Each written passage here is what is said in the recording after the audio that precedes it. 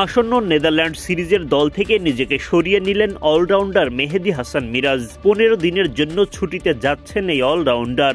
সিরিজে হয়তো মিরাজকে মিস করবে দল, তবে তাতে অবশ্য খুব একটা মন খারাপ হওয়ার উপায় নেই, কারণ দারুণ একটা সুখবরকে উপলক্ষ করেই ছুটিতে যাচ্ছেন তিনি। বিডি ক্রিক টাইমকে একটি বিশ্বস্ত সূত্র নিশ্চিত করেছে দ্বিতীয়বারের মতো বাবা হতে চলেছেন মিরাজ। এই সময়ে পরিবারের পাশে থাকতে চান, সেই কারণেই ঘরের মাঠের সিরিজ থেকে নিলেন বিরতি। বর্তমানে এক পুত্র সন্তানের বাবা মেহেদী হাসান মিরাজ, তিনি আরও একবার বাবা হতে যাচ্ছেন। মেহেদী হাসান মিরাজ এবং রাবে আক্তার প্রীতি দম্পতির কোল আলো করে আসতে যাচ্ছে আরও একজন সন্তান।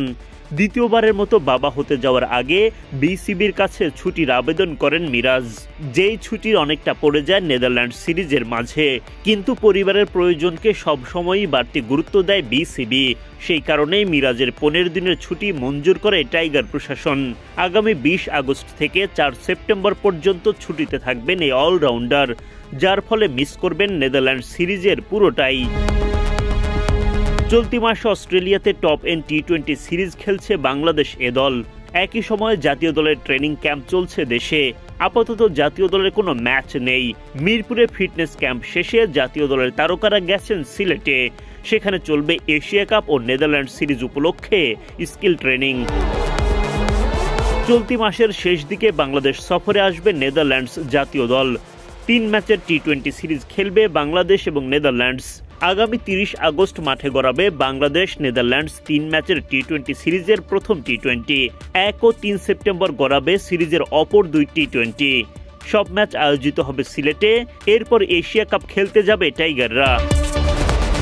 এবারের এশিয়া কাপ আয়োজিত হবে সংযুক্ত আরব আমিরাতে। আবার এশিয়া কাপ শেষে আমিরাতেই আফগানিস্তানের বিপক্ষে সিরিজ খেলবে বাংলাদেশ দল।